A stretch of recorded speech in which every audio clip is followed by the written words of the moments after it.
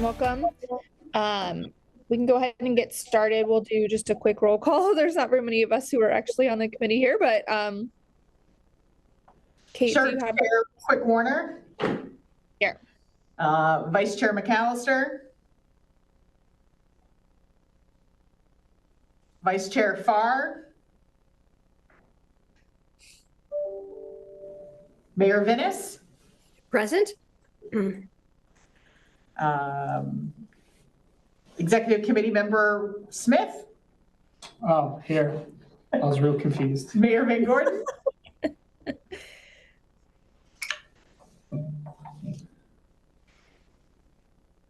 Excellent. So Kate, we had a bit of time allocated to introductions. I don't know if you can remind me, was there something specifically we wanted people to give updates on? I know we have jurisdictional updates later in the meeting. I think there was an interest if you'd like to give just an update on what's going on with the chamber. This would be a good time to do that. Yeah, great. Well, I appreciate that. Oh, I see. Yeah, I don't have a jurisdictional update. So appreciate the opportunity. So next week on Tuesday, September 26th, we are hosting an event called the Community Solutions Summit that we are focused on the conversation around housing and homelessness and public safety to an extent. We have a lot of speakers. The idea is the target audience really is the business community and continuing to bring them up to speed on the incredibly complex nature of all of these different challenges we're facing.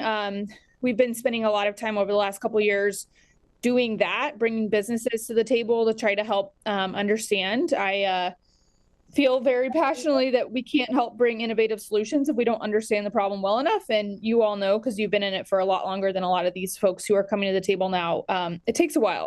And throwing out random ideas that have been tried 100 times aren't super helpful. So we're excited about that. We have a panel about, Kate is going to be speaking about the All-In program. We have a panel of shelter providers talking about our shelter system, some of the challenges and opportunities and successes that we've seen there. We have a presentation from Jacob Fox about the state of the affordable housing scenario in our community. We have a panel public safety service providers that will be presenting as well. We'll be talking about the workforce, homeless workforce initiative that we've been partnering with the county and several other folks, our sheltering communities, to try to create transitional job opportunities for unhoused folks in our community. We have a presentation on the Mental Health Crisis Center, so Eve Gray will be presenting on that. And our keynote presentation is actually going to be from two representatives of Echo Northwest, who the City of Eugene and City of Springfield, Lane County, Homes for Good, and the Chamber have been partnering over the last several months to do sort of a sources and uses analysis of funding in our community around homeless services. So taking data from all those jurisdictions and trying to summarize it in a way where the community can kind of understand, where do all these funds come from? How are they restricted? What can they be used on? How are we spending them in our community? Just to create a little bit more transparent picture about that, because you all know the money comes from a bunch of different places and there isn't one spot to go and look and kind of see a good snapshot of that. So they'll also just be talking about sort of best practices and national research around housing really being the core root cause of our homeless crisis, and really trying to elevate some of that data to the business community as well. So we're excited. There's still room if folks are interested to attend. Please reach out. We'd love to have you. Yeah, so there's my update.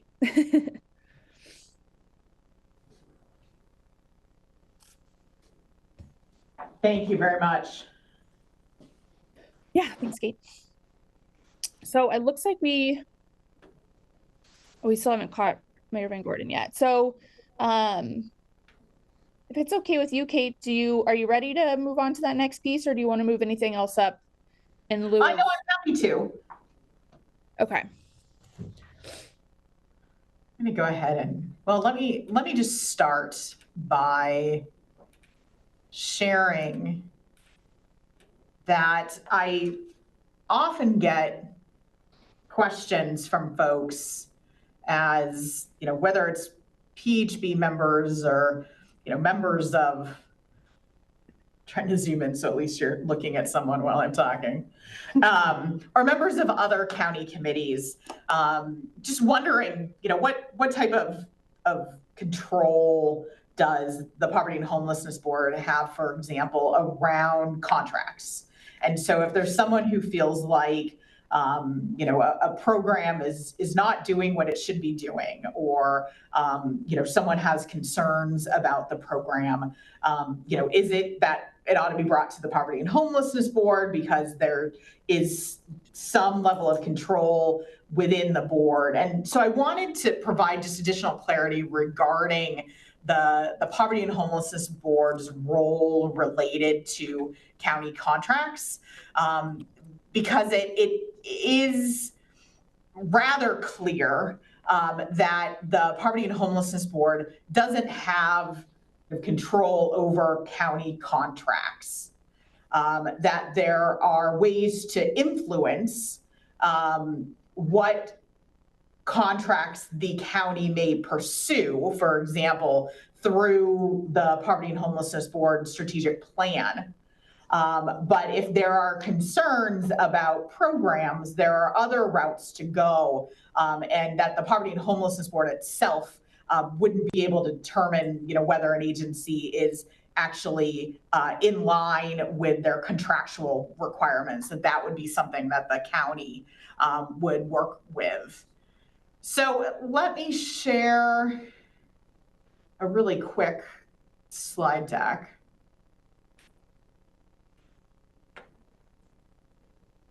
And so a few ways that the Poverty and Homelessness Board does have some control over programming is most prominently with the continuum of care programs. As I hope y'all are aware, the Poverty and Homelessness Board is the continuum of care board for Lane County. And part of the role is conducting an annual evaluation for the continuum of care application, which happens almost every year. And the evaluation itself is something that is approved by the Poverty and Homelessness Board. So how the evaluation occurs, staff brings to this group the policies that are followed for the evaluation to approve. And then staff bring together an evaluation committee that is also convened annually to score the programs based on the evaluation policies. And so Brianna Rogers, for example, convened the evaluation process for the continuum of care applications this year. And ultimately a score is derived through that process. And then that score then translates to the continuum of care application, where it might mean that a program is at risk of losing funding because they have the lowest score. And so one way to get involved with the continuum of care programs and to influence which continuum of care programs continue and may not continue, as well as how to elicit change within the continuum of care programs, is to get involved with this evaluation committee. And so I would predict, what do you think, in April, maybe, start pulling folks together again? It's now meeting ongoing with a variety of tasks, although there wouldn't be much over the winter, but yeah, it will start meeting in the beginning of the year. Okay. And so Amanda just shared that it's going to continue to meet throughout the year. And so if you're someone who's interested in being a part of the evaluation committee, reach out to Amanda and she can provide you with more information and get you involved in that committee. So that's the prominent way that the Poverty and Homelessness Board members have the ability to evaluate particular programs, especially those that receive the continuum of care money. So then that same level of oversight and evaluation isn't something that the Poverty and Homelessness Board members are involved in for the other Human Services Division contracts. But I do want to make sure that you know that all of the contracts are monitored at least every 2 years, not only by county program staff, but also by fiscal teams to make sure that they're meeting their contractual requirements, as well as all the requirements that are passed upon them if they receive Oregon Housing and Community Services funding, HUD funding, SAMHSA funding, or wherever the origin of the dollars flow. And so this can be a pretty intensive process for agencies, especially if they receive dollars that are not just local. We also track program plans, outcomes, and outputs. And it's another way for us to be able to see if the programs are doing what it is that we would expect them to do. And if not, then we continue to work with them through coaching and technical assistance. So another way that Poverty and Homelessness Board members could get involved and help to influence which programs are funded through the county is through being a part of request for proposal selection processes. And for each request for proposal, a scoring committee is pulled together by our contracts team. And that scoring committee is unique for every request for proposal. And those people who are scoring have an opportunity to read through all of the proposals that met the minimum requirements and then score based on the criteria identified within the RFP. And then the scoring committee comes together and then has a robust conversation about which programs will move forward and be funded. And so I encourage you, if you're interested in being just on a list of people who would like to be on scoring committees, reach out to Hillary Zeibel, who is with our contracts team. I know that they're regularly looking for people who would like to be on the selection committees. I will say that they have to be cognizant of conflicts of interest. And so, of course, if your program or agency applied, it wouldn't be an option for you to be on that scoring committee. But if there isn't a conflict, then it could definitely be an opportunity for you to get further involved. And just a shout out to those who have been a part of the scoring committees in the past. Really appreciate your time and energy and expertise. It is an important part of the overall request for proposal process. And then lastly, do get questions about, what happens if, you're someone who experienced a program issue or you've observed or heard about a program issue. And the first thing that I would recommend is to go to the source, go to the program director or the agency executive director and talk to them and share what's going on. County staff are very happy to share contact information for whomever it is that you would like to speak to if you're not able to find it.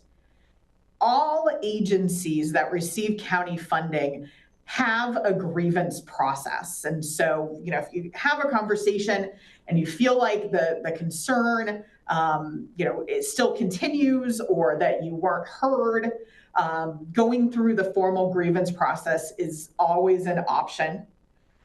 You can check in with whomever you spoke with, or county staff can help as well to share the grievance process, which most often includes, accessing a form and filling it out.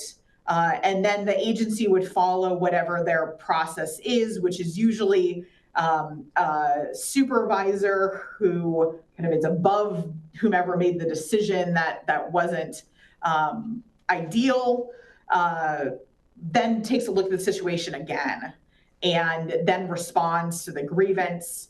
If that isn't satisfactory for the griever, then there's often a second level within that grievance process where you can say, I'd like for this to be considered by the executive director or whomever would be the final arbiter, the final person who makes the decision for the agency about what the next step might be. And so that gives an opportunity for the executive director or sometimes a board member or the board to take a look at the full situation and make a decision. And so I just encourage folks to utilize that grievance process.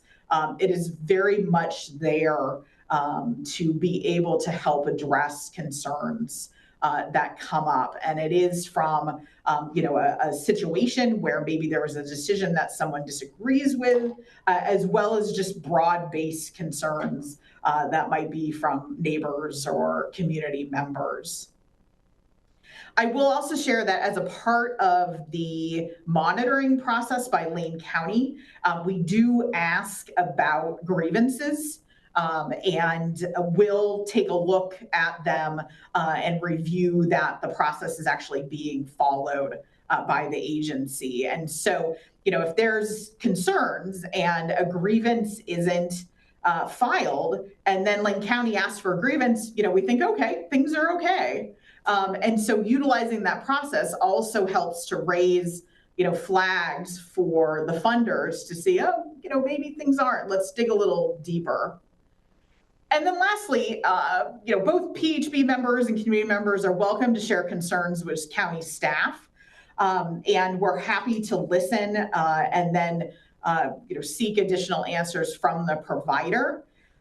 In most cases, we would likely, especially if there hasn't been steps to go through the grievance process, ask for those with concerns to move through the grievance process so that the resolution can occur as close to, those making the decisions as possible. And then lastly, I do want to share that Lane County, as with any county or jurisdiction, has a waste, fraud, and abuse hotline. And this is an opportunity for anyone to report concerns related to waste, fraud, and abuse. It can be anonymous. And Lane County is required to look into each concern.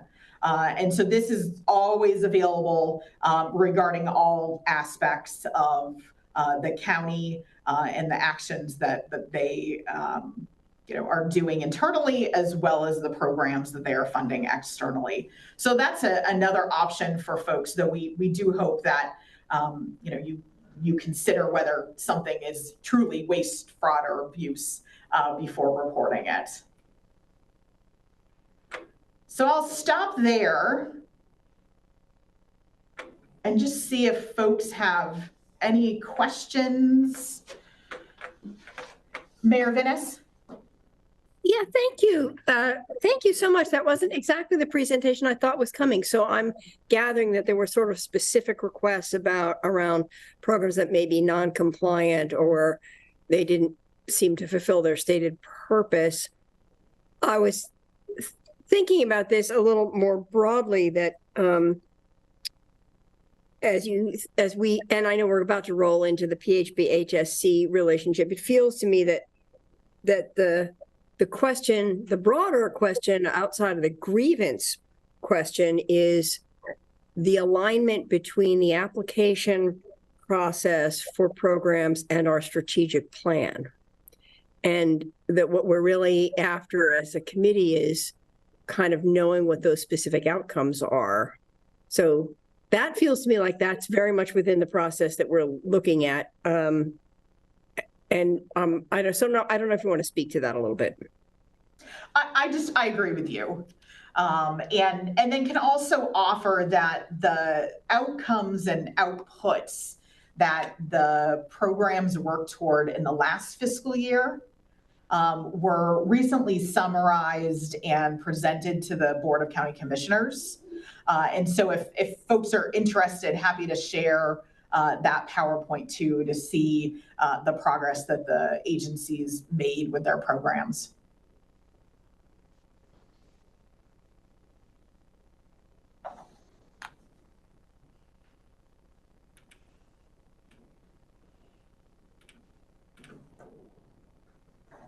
Any other questions or follow-up?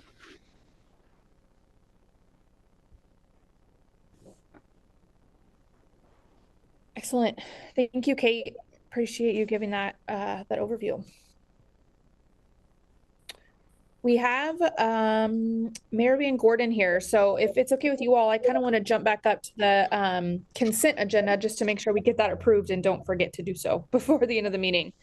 So in the consent agenda, we had minutes from our May meeting, the July statement of financials, and then approving Destiny Sweeten as a youth lived experience rep on the coordinated interview group. So I don't know if there's any discussion or questions on any of those items. Yeah, Mayor Venice. Yeah, just a quick question. I can't tell from looking at these financials where the all-in dollars are. Are they reflected in this, or is that a separate, do they show up separately? So they're not reflected in there. And I will share that we're working on kind of pulling together a mechanism to be able to share the spending, but just not there yet. And I will also offer that if I were on the Poverty and Homelessness Board, I would be interested in the final numbers from the last fiscal year. And of course, we received the June numbers a few months ago, but much more invoicing has occurred since then. And so please know, once they officially close out June, which is the end of our fiscal year, I intend to do another dashboard just so that you can see the final spending for the last fiscal year, which I would be interested in. Okay, so the all-in dollars are not reflected here, but the PHB will get that eventually. We'll get some information about the dollars that came in, how those dollars were spent. Yes. Okay. Yes. Great. Any other questions? All right, if not, can I get a motion? I'll motion. Excellent. Thanks, Matthias. I'll second it. Great. Mayor, in a second. All those in favor, please say aye. Aye. Any opposed? Any abstentions? Okay, excellent. Thank you. Okay, back over to you, Kate. We're going to dive into the conversation on reimagining HSC and PHB. Thank you. All right. Brianna, will you give me a heads up if anyone has questions? Okay. All right. So I hope that those who are with us in the meeting today are aware that we've been going through a Human Services Commission Poverty and Homelessness Board reimagining process. And it really is an opportunity to dive more deeply into both groups, explore, what changes may need to be made within those groups, but also importantly, what is the relationship between the two bodies? And so there has been, an effort to develop clear recommendations around the future of both bodies and to consider, a whole swath of different structural options that might be possible with these groups. We have been working on this for, we're headed into a year, but not quite. And that included having conversations with numerous different stakeholders, conducting a survey to gain feedback on the structural options that were most desirable by the chairs committee, continuing to have conversations regarding the structural options that the chairs had highlighted. And then at the end of August, the co-chairs came together and made kind of an official recommendation around how the HSC and the PHB ought to work together. And that was based on the decision-making framework, which included making sure we're meeting all the requirements of being a community action agency, of being a continuum of care, that it continued to foster a sustainable committee so that it will continue far into the future, making sure that there's spaces to continue to progress equity and to surface challenges that arise within our community. And then there's operational efficiency, recognizing that this is a valuable time not only for the committee members, but also for all the staff involved through the jurisdictions and beyond. So the PHB and the HSC chairs first looked at all 5 of these different structural options and explored each of them, made a recommendation around 2 of them, B and D, and then at the end of August decided, you know what, we're going to move to D, which is a reset of current structure. And so it sustains the bodies as they are, but it gives us a chance to really dive more deeply into the charters, because there's room for improvement there. And we've heard that time and time again with the conversations that have been had, as well as the survey responses that were received. And so moving forward with the reset of the current structure, it also helped us identify, what will be the primary focus areas of both bodies. For the Human Services Commission, it's really around leveraging funding and not just, cash funding, but also, how can they advocate to create additional dollars at the state and the federal level, and potentially, identify, grant opportunities that might help fulfill the funding needs that are identified in order to move the PHB strategic plan forward. And then you have the Poverty and Homelessness Board, which need to fulfill the continuum of care and community action requirements. And one of the key pieces of the Poverty and Homelessness Board is creating a strategic plan. And we have one right now that is short-term, but there's a strong opportunity to do one that's longer term that I think needs to be the next step after this charter deep dive. And the Poverty and Homelessness Board will be the lead around that strategic plan. And the HSC members will be highly encouraged to engage in the work of the Poverty and Homelessness Board in creating that strategic plan. That will be, outside task group meetings, et cetera. And we want to make sure that the HSC members are engaged to the level that they would like to be. Once the Poverty and Homelessness Board has created that strategic plan, then the HSC members will create a work plan that's specific to leveraging resources to support that strategic plan. Because we know that the strategic plan will need additional resources in order to be able to move forward than exists today within our community. And so the HSC will provide an integral role in helping to identify additional resourcing options. So this was a visual that was provided by the consultants that we are working with, Uncommon Solutions. And I really liked it because I think it just helps us see that there's various spectrums of engagement that the HSC and the PHB could utilize. The two bodies could simply just coordinate, which means kind of lower engagement together. They could cooperate, or they could more intensely work together through collaboration and integration. And the chairs of both groups, really settled on this idea of being a collaborative between the HSC and the PHB. And even, with the kind of high level relationship that I was just describing, you can hear that the work of the PHB is indeed integral to the work of the HSC and vice versa.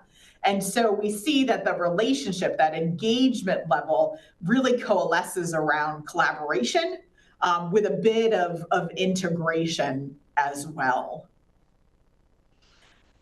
What I definitely appreciate about this visual is I think it's a opportunity for us to continue to reflect on, so that as we continue to build the charter, as we move forward, we can keep going back to this and say, okay, as we're working together, does this still fit under collaboration, or are we not collaborating enough and hanging out in the coordination area, and we need to do more together and intentionally?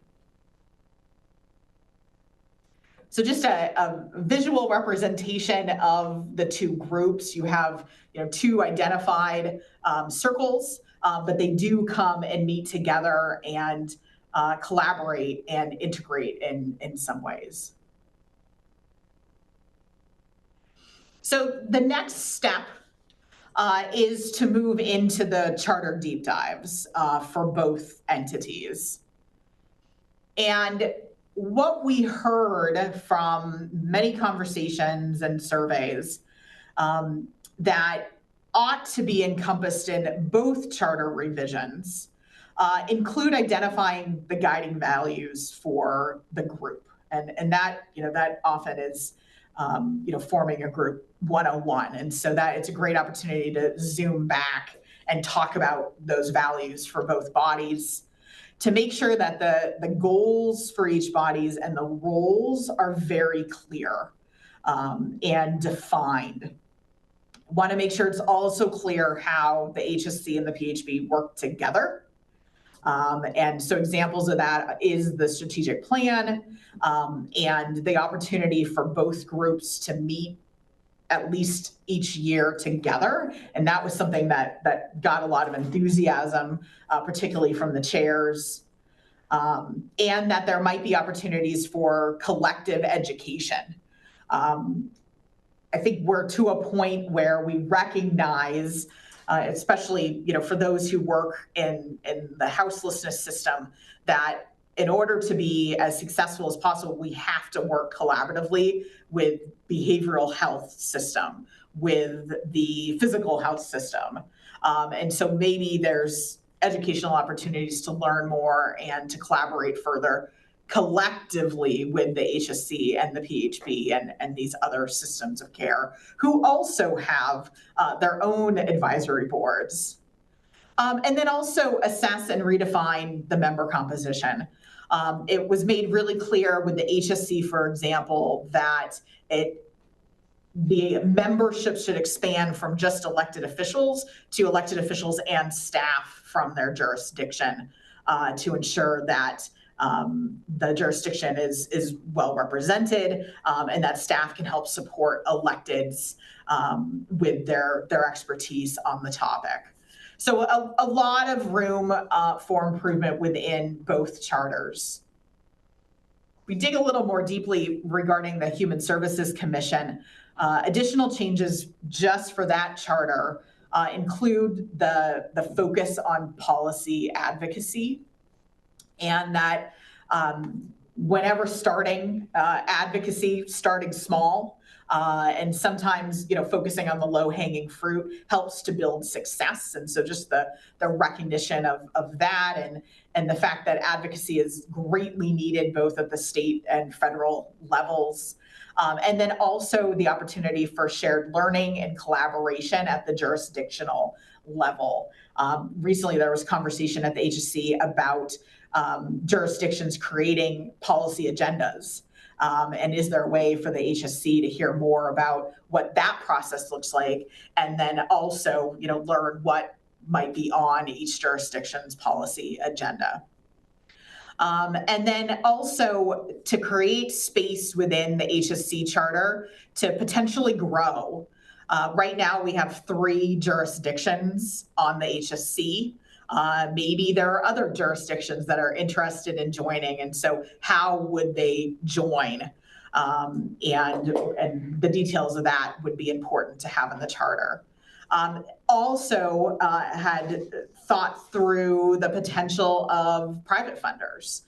Maybe the Oregon Community Foundation might be interested in joining the HSC Commission.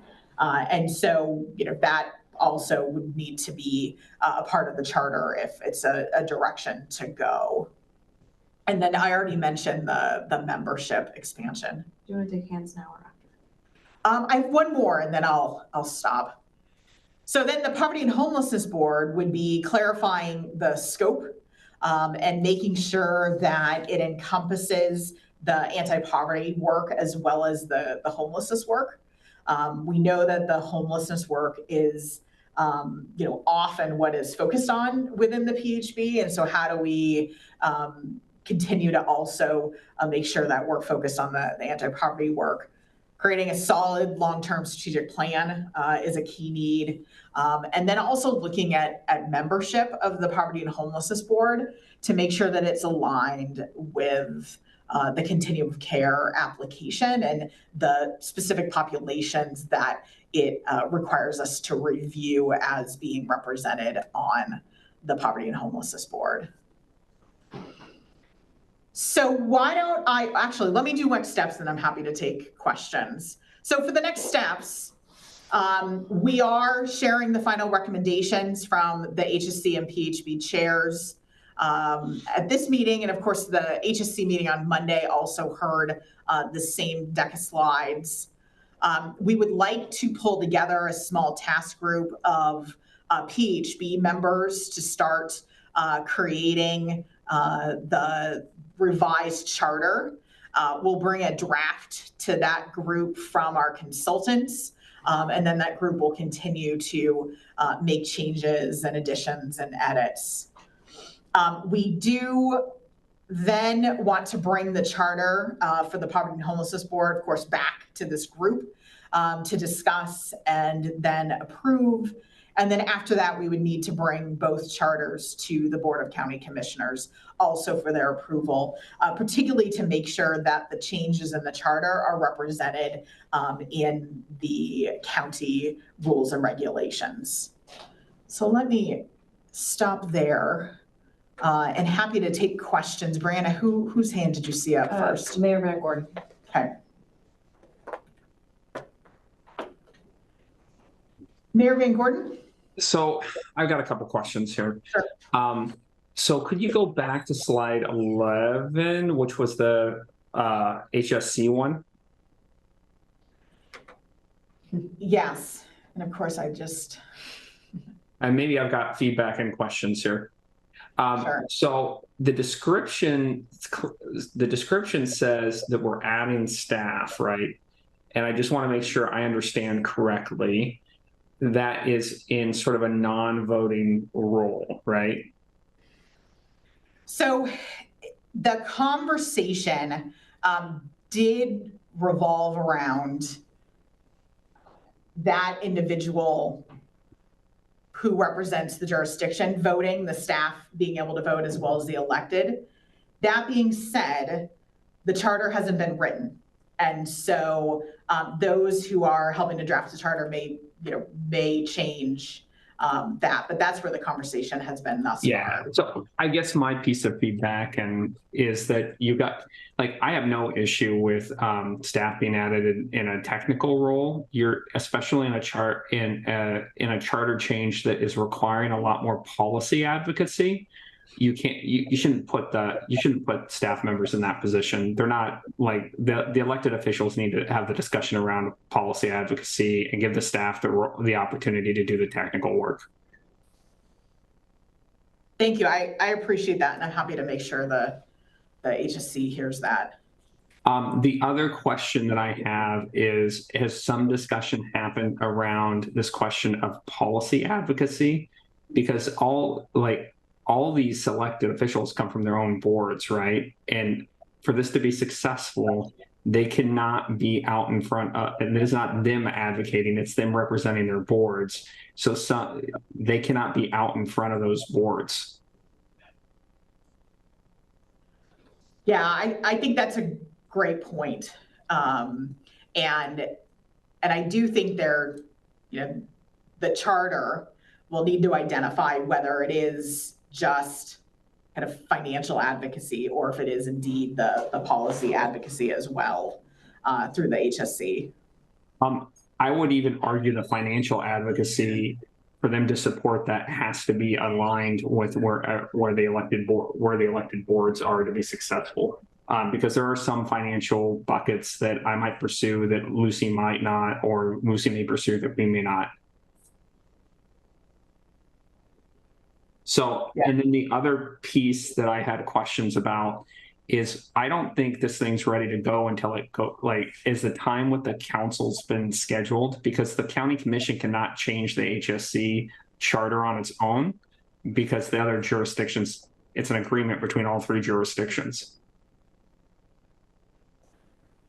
It hasn't been scheduled to go in front of the county commissioners at all. And we definitely wouldn't until it, was okayed through, all the jurisdictions, because I recognize it would have to be another updated IGA.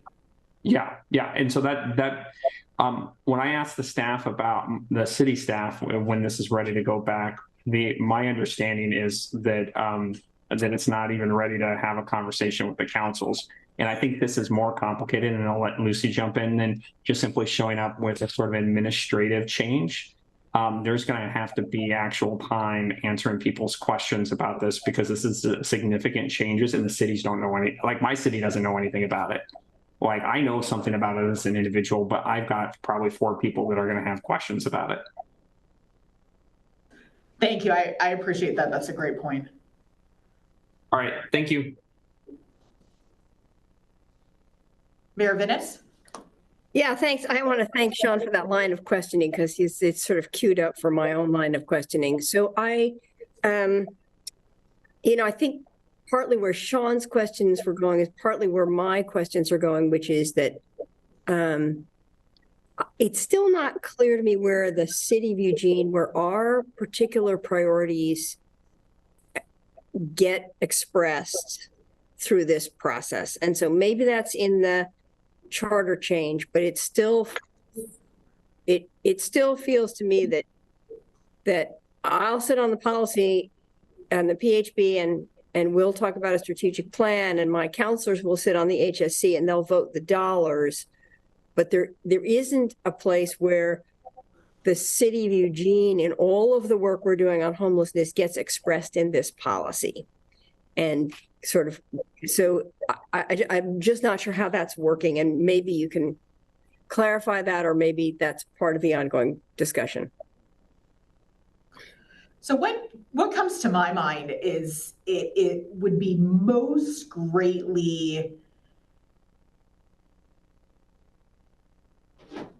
the greatest opportunity for the city of Eugene to kind of advocate for the policy that they would like to see move forward is really through that strategic plan. And I recognize that we haven't had like a full-fledged strategic planning process for the PHP in years.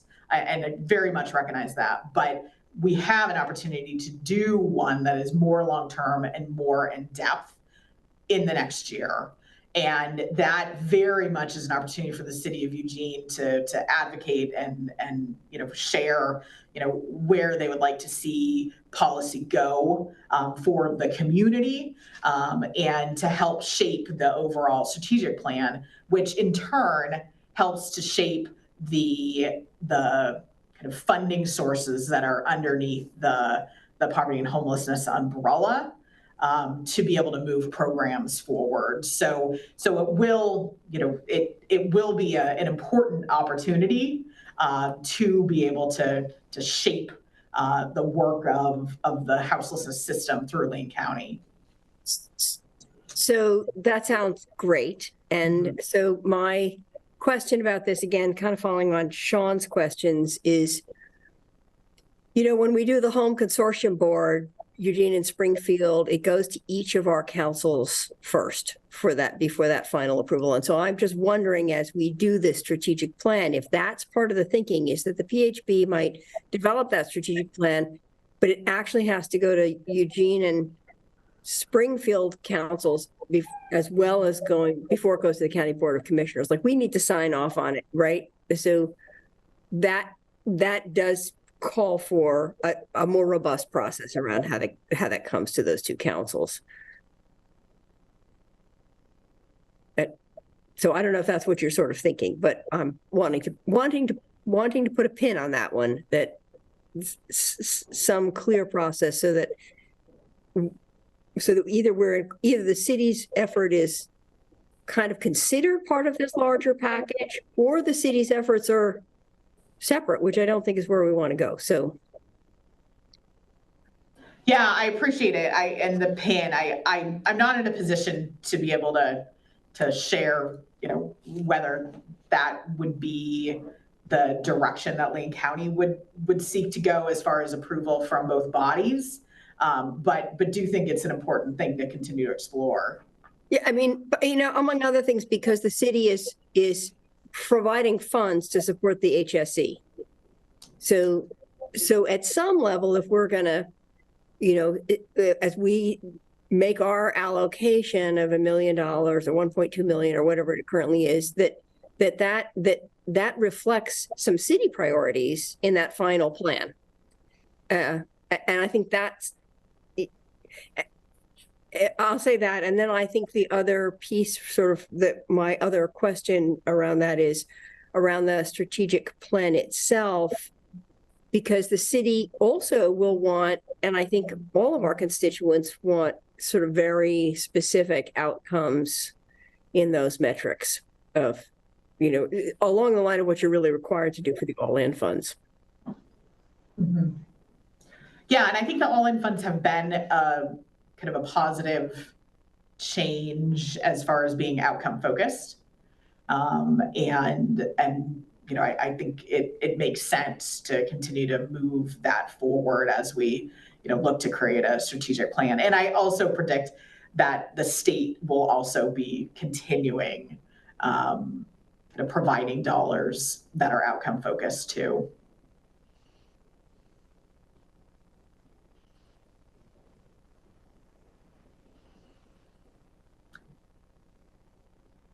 Any other questions? So I do welcome, if anyone is interested in being a part of the charter review task group, we're looking for 5 folks who might be interested. Mayor Van Gordon, are you interested in that group? Not before about for another like 6 months. The October's pretty busy.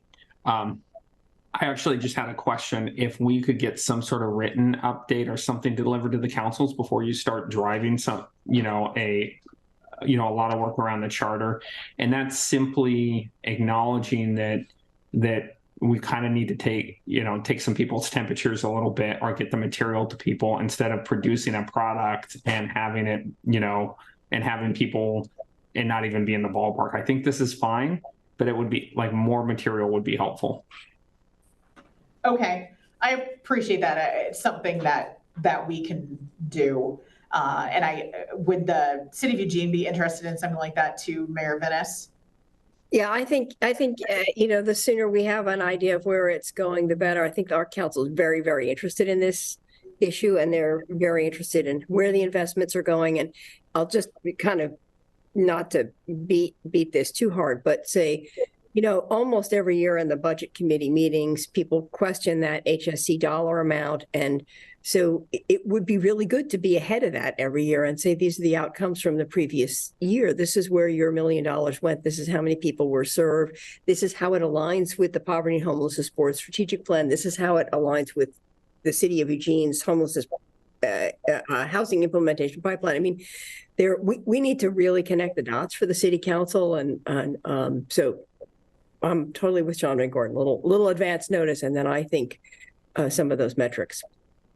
Okay. All right. Thank you. We can work on that. Kate, do you have a timeline for when you're looking at that charter committee?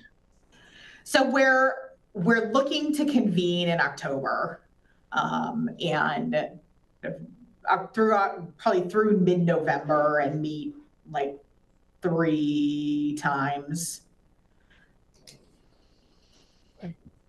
She is interested. Thank you.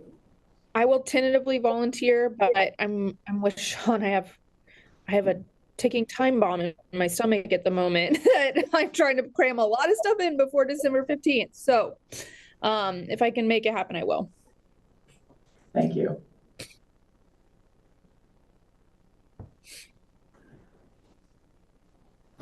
All right, well, I'll follow up with an ask to the PHB membership to see who else might be interested. But Brittany Matthias, thank you for volunteering, and we'll be pulling together that inaugural group and kind of early to mid-October.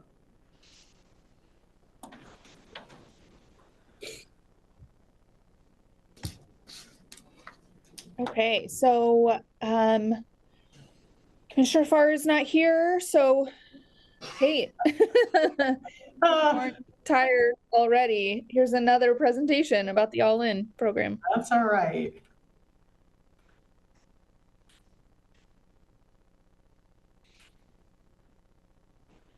Pulling up a PowerPoint. There we go. All right, so I hope everyone is aware that on January 10th, Governor Kotek declared an emergency due to homelessness. And she focused in on the 7 HUD continuum of care regions, Lane County being one of them.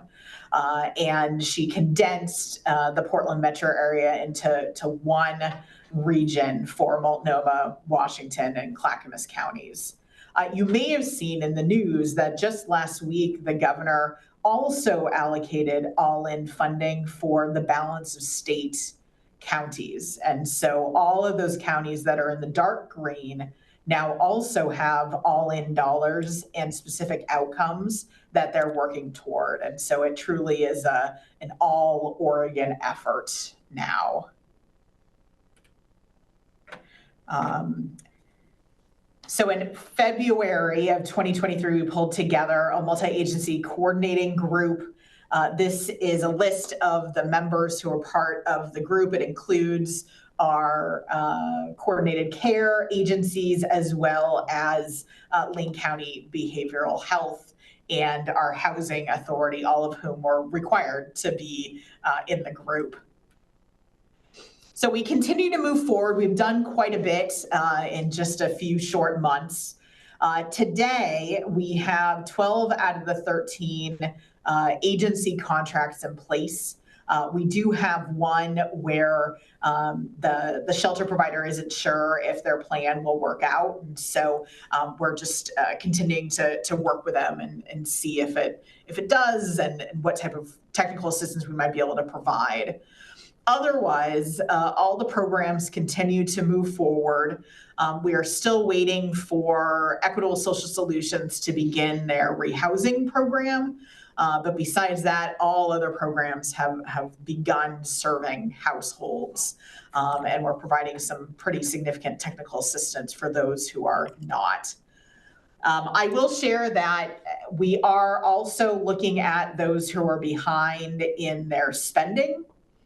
And beginning conversations about moving dollars. And so, for example, if there's an agency that is really low on spending and their outcomes, we may move some of their dollars to an agency that is, very much on par in meeting their outcomes and also spending regularly, because we want to continue to support that work and, of course, achieve the outcomes that we're being expected to achieve. Here is a chart showing the all-in funding. We received about $18 million from the state through 2 different pots of funds. The bottom row, the governor's executive order required outcomes, are indeed what we're needing to be working on collectively as a community. And also the numbers that the dashboard that I'll share with you in a moment is comparing the outcomes to. We also have stretch goals. And so if we meet the first required outcome, then we want to continue to work toward those larger outcomes. So there's been a dashboard created that our data and analytics team at Lane County pulled together. And I'm going to switch and see if I can share that.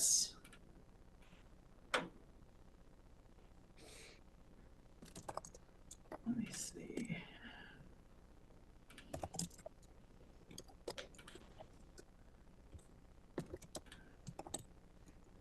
Any idea? Click on like Brightspace. Okay. And then share it, but then go up to Tableau afterwards. Or just share, yeah. All right, thank you. So this is the all-in Lane County dashboard. And it is being updated on a weekly basis, which is fantastic because we hope that it will be an important tool for the agencies and their programs. It will be an important tool for those of us who are funding the programs, and also we hope a valuable tool for the greater community to be able to see the progress that is being made with the all-in dollars. So if we look at homelessness prevention, for example, there have been 154 households that have stabilized through their engagement in a prevention program. If we dig in and hit that visual, it will allow us to actually narrow down to the programs that are providing prevention in the community. So, for example, we have Lane County Prevention, which is internal to Lane County. They have worked with 40 households and achieved 21% of the 192 households that they're expected to serve. And so they're well on their way. Catholic Charities also a high performer already in having served 19 households and achieved 48% of their goal. And so this is great, and being able to see where each agency is in meeting their overall outcomes. We also have a demographics section, and the particular demographics that are called out here were called out because they are populations that are most greatly affected by houselessness here in Lane County. And so as we move forward with the programs, we want to be able to see, how many people are being served that have a disability. And if the number continues to wane, so these are very high percentages. And on the far left, 33% of folks had disabilities across all individuals who were entered into HMIS last year. And so ideally, we would serve at least 33% of folks who have disabilities across the programs. And we have indeed done that, in fact, exceeded. So that's important to track. And we also are paying attention to gender identity and race, particularly folks who are Black, Indigenous, Alaska Native. So important demographics in this work. So I encourage you to please take a look at the dashboard, share it with folks that might be interested. Chair Kirk-Warmer? Yeah, I was curious about the shelter metrics already being so far along. Yeah, great question. Yeah, I was And under so the there are impression that those had to be new shelter units, and I'm not aware of that many units new being added already. Yeah, it's a great question. So the metric is based on either brand new emergency shelter beds or improved beds from alternative shelter status to meeting the emergency shelter definition. And so the majority of the outcome is met by improving the alternative shelters and providing, for example, heat within pallet shelters, or providing showers within the community that people are sheltering in. And so that's really why there's been such progress in meeting that outcome, is because it hasn't been a great challenge in improving those alternative shelters to meet the emergency shelter definition that the state provided. So all of those units, they've either purchased heat or identified a shower, like that's already in place in those sites? Yeah, that's correct. That they've been improved. And so now they're able to be counted within the outcomes. Got it. Okay.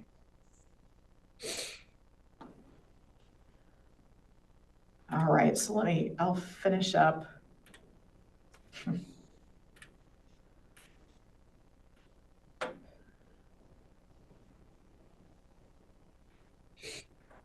I should certainly get myself an IT person. Thanks for your patience. Tabs to manage. There we go. All right. So the other thing that I thought you might be interested in is this is a chart that shows the dollars that were allocated for the current all-in funding that we're spending today.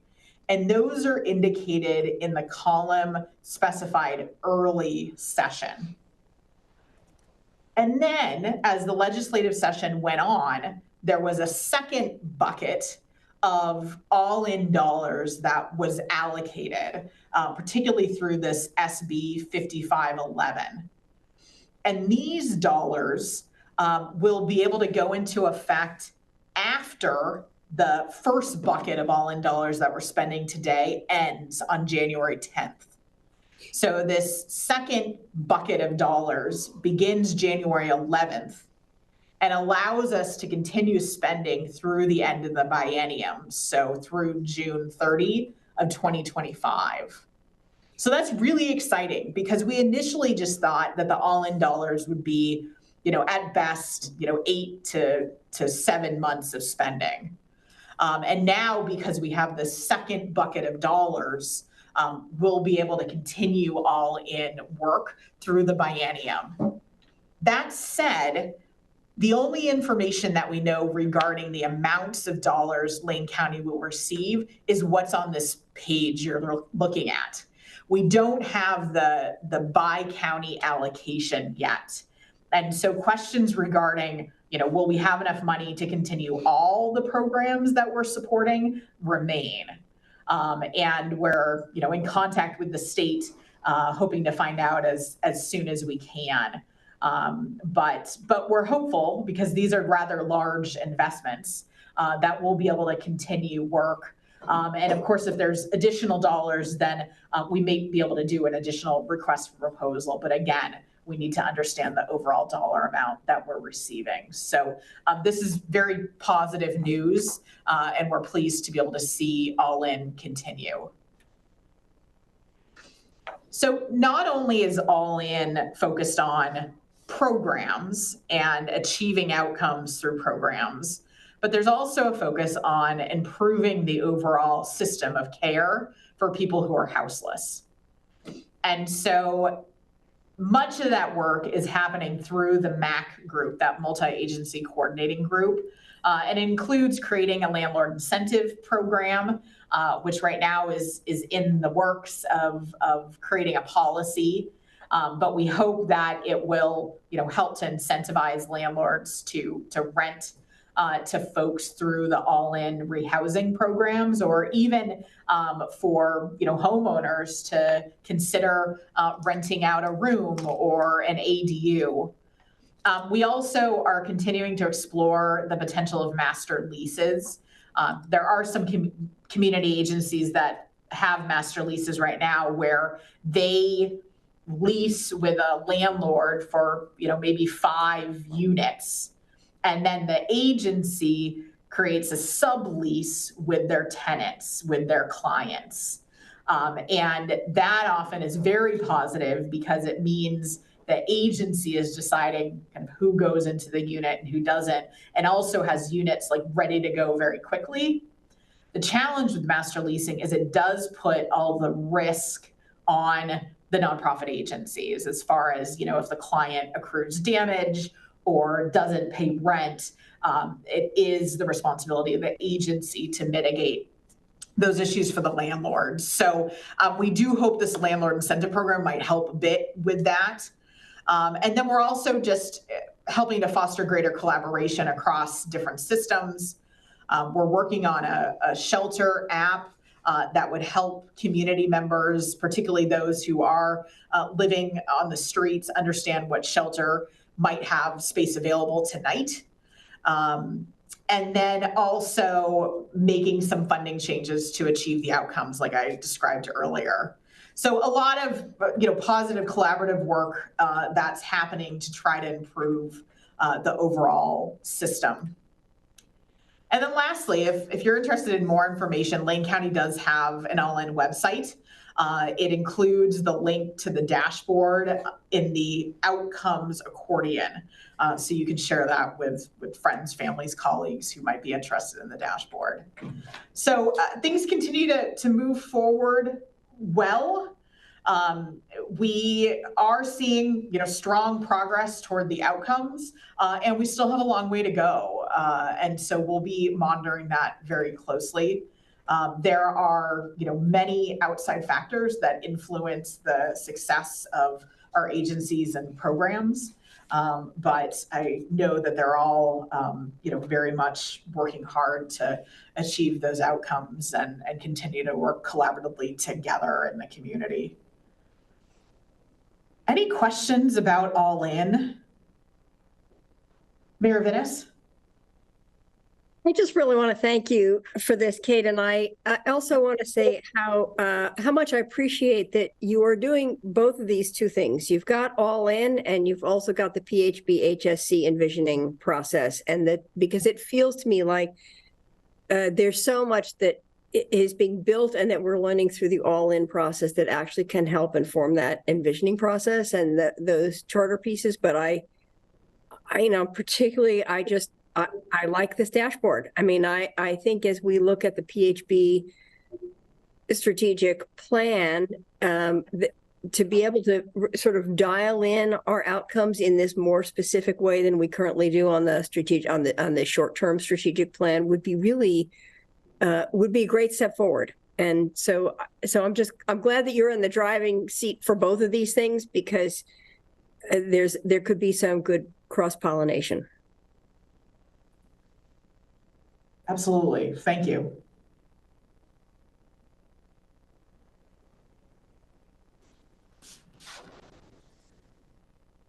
Any other questions? Nope.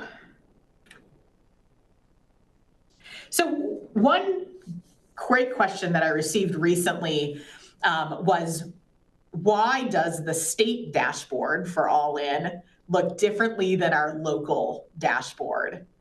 And I don't think that the state has done a big press release yet regarding their dashboard. So if you haven't seen it, it's probably purposeful from the state side. But please know that the state is, they're needing to roll up the outcomes from all communities. So it's a big effort. But they are representing data from 2 months ago on the dashboard. And they are only updating the dashboard on a monthly basis. And so our dashboard is, in real time, with a maximum of just a week behind. And so ultimately our data won't match in that we're ahead of where the state is. And so that's the reason. And it's just simply that we're taking a different approach with the dashboard than the state is.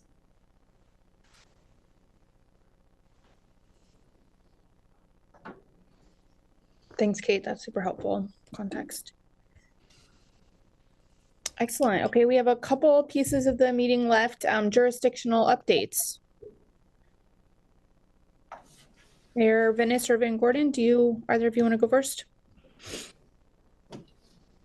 Yeah, I'm happy to jump in. I mean, some of our updates is really around all-in and how that relates to specific shelter beds that we've been able to upgrade. So thanks to those funds, so we upgraded 172 shelter beds.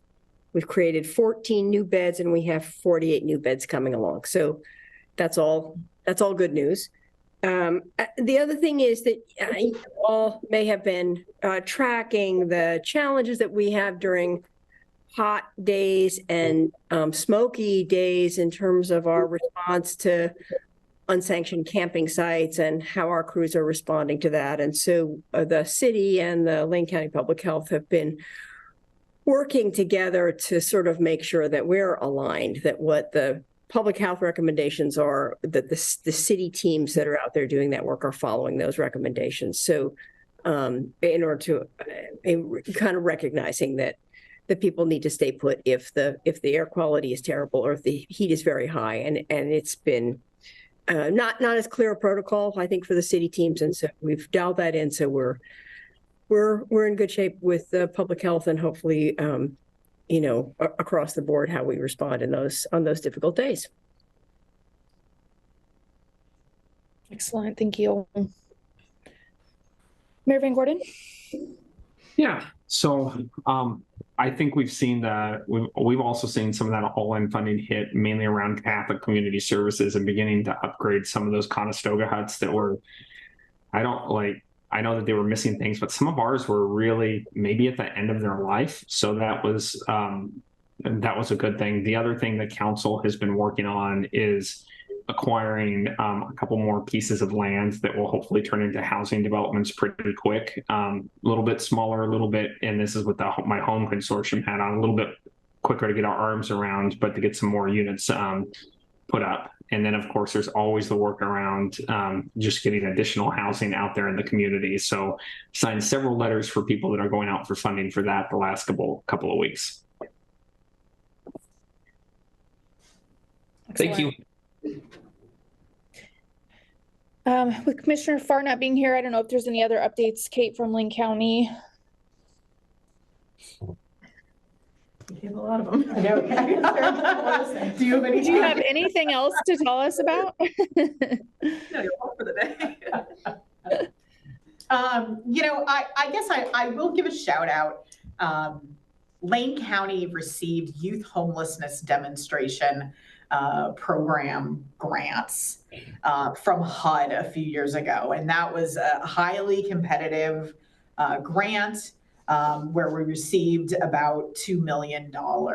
And as a result of that grant, a coordinated community plan has been created. There is a very active youth action council with youth members, including Member Smith, who's here, and the agencies that received the YHDP funding continue to move forward and serve youth. And so I'm hoping to be able to give a more in-depth update, but just want to give a shout out because this is incredible work that I think just doesn't get a lot of attention. But it's so important, and it has increased the overall capacity to serve youth who are houseless in the community, and continues to engage youth with lived experience, which is also really important in being able to effectively move youth from the street into permanent housing. So a shout out to everyone involved with YHDP and the great work they're doing. That's excellent. I don't think I see Commissioner Fleck or Councilor Fleck here. I don't know if there's anybody else from Cottage Grove. Okay, any other community updates? Excellent. All right, so we have a draft agenda for our October all-in meeting. Kate, I don't know if there's anything specific you want to call out or get feedback on from that draft agenda piece. I think the biggest is that the coordinated entry stakeholders group continues to do excellent work in creating and revising the policies and tools utilized within coordinated entry. And this next PHB meeting, there will be an opportunity to adopt the new assessment tool that has been created, as well as to make some policy changes. And so we'll, of course, get the packet out before the meeting, but it's definitely something to review. Just great appreciation to the members of that committee and Chair Catherine Ryan, who just continues to push forward and make really important and vital changes to improve coordinated entry. Excellent. Okay. So our next meeting is an all-member meeting on October 19th, and then the executive committee will meet again in November.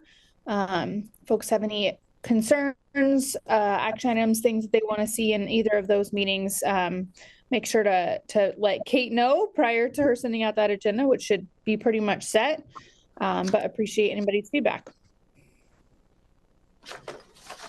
All right, I think that's all we have for today. We'll give you guys 11 minutes of your life back, and we won't tell anybody we ended early. So use it as you will. All right, we'll talk to everybody later. Thank you. Bye.